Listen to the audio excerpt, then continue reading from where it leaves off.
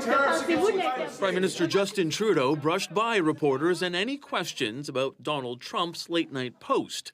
In it, the president-elect said it was a pleasure to have dinner the other night with Governor Justin Trudeau of the great state of Canada. I look forward to seeing the governor again soon. A continuation of a comment he made during that dinner at Mar-a-Lago, where Donald Trump suggested if our country can't survive without a trade imbalance, maybe Canada should become the 51st state. It sounds like we're living in an episode of South Park. Cabinet reaction ranged from flippant to firm. Clearly, he's joking. We're a sovereign nation. We need to focus on being mature as a country and taking responsibility. Those measured responses from current ministers were countered by a former member of cabinet. He knows little about the world, let alone Canada. Former Justice Minister Alan Rock believes the Prime Minister should have a frank call with Trump. I stress the importance of the PM speaking directly to Trump to tell him to back off this kind of offensive language and this so-called MAGA humor.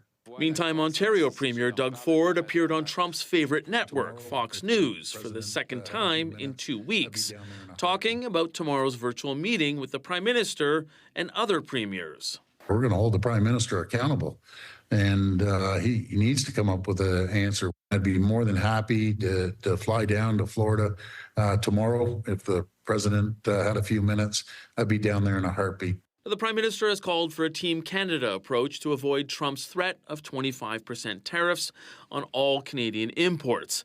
Flavio Volpe was involved in renegotiating the new NAFTA, and he says the real test will be when the countries sit down to crunch numbers. And I know what the price of steel and aluminum and critical minerals are, and I know where they have to go to get that. So I know that they know how important we are to them for lots of reasons. The federal government has promised new investments on the border to address Trump's concerns that illegal drugs and migrants are flowing into the U.S. Asked when we can expect that border plan to be announced, the public safety minister said soon. Todd? CTV's Michael Couteur in Ottawa. Thanks, Mike.